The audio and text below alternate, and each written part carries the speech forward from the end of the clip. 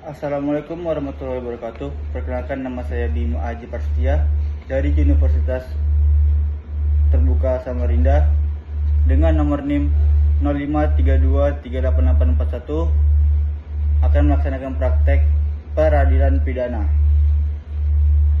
Surat tuntutan nomor Rek titik perkara PDM 45-2-2024-PN Kejaksaan Negeri Bandar Lampung. Identitas terdakwa. Keterangan: nama lengkap Darves Ganzafar. Tempat tanggal lahir Lampung 12 Januari 2001. Umur 23 tahun, jenis kelamin laki-laki. Pekerjaan mahasiswa Universitas Bumi, prodi Bahasa Sanskerta. Alamat Jalan Melati nomor 45 Bandar Lampung. Agama Islam, kebangsaan Indonesia. Dakwaan bahwa terdakwa telah didakwa dengan surat dakwaan nomor Rek perkara PDM 45-2-2024-PN dengan uraian dakwaan primer melanggar pasal 340 KUHP, menyatakan barang siapa dengan sengaja dan dengan rencana lebih dahulu merampas nyawa orang lain. Dakwaan subsidiar melanggar pasal 338 KUHP, menyatakan bahwa barang siapa dengan sengaja merampas nyawa orang lain. Fakta-fakta yang terungkap di persidangan. Berdasarkan hasil pemeriksaan di persidangan, baik dari keterangan saksi, ahli, terdakwa, alat bukti, surat, dan barang bukti, diperoleh fakta hukum sebagai berikut. 1. Bahwa benar korban 19 tahun ditemukan meninggal dunia di dalam kamar kosnya pada 2 Februari 2024 dengan luka tusukan di leher dan dada. Bahwa benar terdakwa yang 23 tahun adalah teman dekat korban yang terakhir kali terlihat bersama korban sebelum kejadian.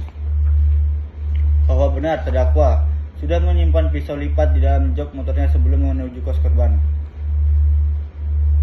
Bahwa benar terdakwa mengambil pisau lipat tersebut dan memasukkannya ke saku celana setelah tiba di kos korban. Bahwa benar terdakwa sempat berpura-pura hendak pulang, lalu mengeluarkan pisau dan menusuk korban secara tiba-tiba ketika korban lengah. Bahwa benar korban sempat melawan dengan cara menggigit tangan pelaku, namun pelaku menikam leher dan dada korban berulang kali hingga akhirnya korban tumbang dan meninggal dunia. Bahwa benar setelah menusuk korban hingga meninggal, terdakwa mengambil barang-barang milik korban berupa laptop, MacBook, dompet, dan ponsel. Bahwa benar terdakwa berupaya menyembunyikan jasad korban dengan cara membungkus menggunakan plastik besar, spray, pengawet, dan wewangian agar tidak tercium bau busuk. Bahwa benar terdakwa membunuh korban karena motif iri hati dan faktor ekonomi, serta telah mendapatkan inspirasi dari tayangan film Narcos, menunjukkan adanya pemikiran awal dan perencanaan. Analisis yuridis. Jaksa penuntut umum menganalisis perbuatan terdakwa berdasarkan rumusan delik dalam surat terdakwa primer. 1. Analisis unsur pasal 340 KUHP dalam kurung pembunuhan berencana. Unsur pasal 340 KUHP. 1. Barang berdasarkan identitas, keterangan saksi dan terdakwa, unsur ini terbukti merujuk pada terdakwa. 2. Dengan sengaja berdasarkan kronologi dan pembuktian terbukti terdakwa memiliki niat disadari untuk menghilangkan nyawa korban yang didorong oleh motif iri dan kebutuhan ekonomi. 3. Dengan rencana lebih dahulu, unsur ini terbukti dari adanya tenggang waktu yang cukup antara timbulnya niat dan pelaksanaan perbuatan, yaitu A. Niat membunuh muncul akibat motif iri atau ekonomi. B. Terdakwa sudah menyimpan pisau lipat di jok motornya. C. Terdakwa mengambil pisau dari jok dan memasukkannya ke saku celana sebelum memasuki kamar korban. Dan analisis pembuktian. D. Pembuatan menusuk dilakukan secara tiba-tiba saat korban hendak pulang setelah ngobrol, menunjukkan adanya pelaksanaan yang tenang dan terencana. 4. Merampas nyawa orang lain, reus actus, perbuatan tersebut dilakukan dengan cara terdakwa mengeluarkan pisau lipat dari saku celana dan menusukkan secara berulang ke bagian leher dan dada korban, hingga korban tumbang dan meninggal dunia. Berdasarkan hal demikian, maka dikonklusikan semua unsur pasal 340 KUHP terpenuhi. 2. Analisis unsur pasal 338 KUHP atau pembunuhan biasa. Unsur pasal 338 KUHP berupa 1.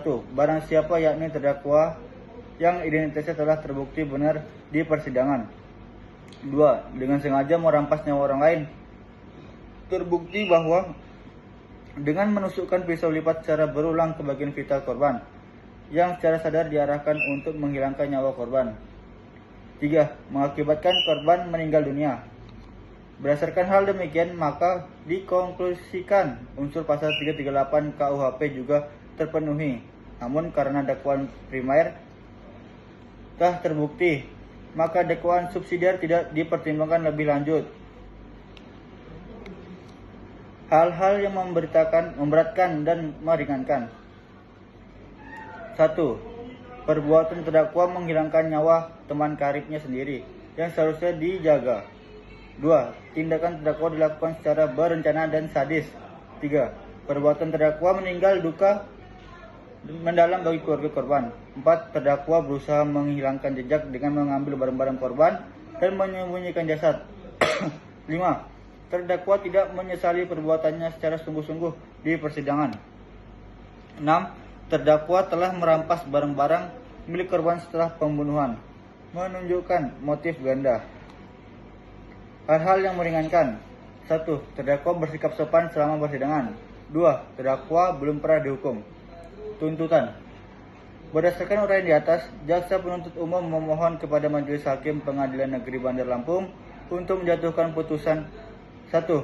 Menyatakan terdakwa terbukti secara sah dan meyakinkan bersalah melakukan tindak pidana pembunuhan berencana sebagaimana diatur dan diancam pidana dalam pasal 340 KUHP sesuai dakwaan primer. 2. Menjatuhkan pidana terhadap terdakwa berupa pidana penjara selama 18 tahun. 3. Menetapkan barang bukti berupa 1. Berupa 1 buah pisau lipat. 2. Berupa 1 unit laptop MacBook. 3. Berupa 1 buah dompet. 4. Berupa 1 unit ponsel. 5. Berupa plastik besar, spray pengawet dan wewangian untuk dikemas dan dimusnahkan. 4. Membebankan biaya perkara kepada terdakwa sebesar Rp5.000.